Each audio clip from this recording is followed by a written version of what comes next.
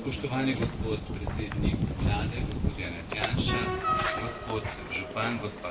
Naj živijo srečno in polno življenje po Kristusu, našem Gospodu.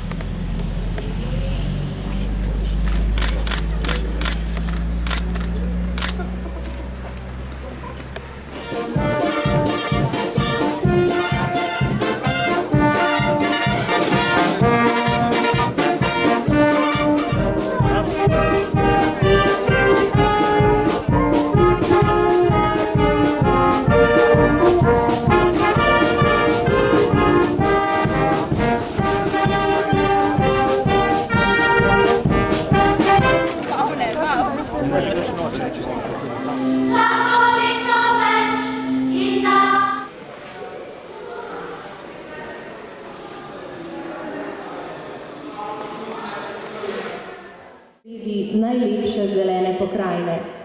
Slovenski pesnik Tone Pavček tudi zaradi častitljivih let že lahko prizna, da šole ni maral. Takole je zapisal: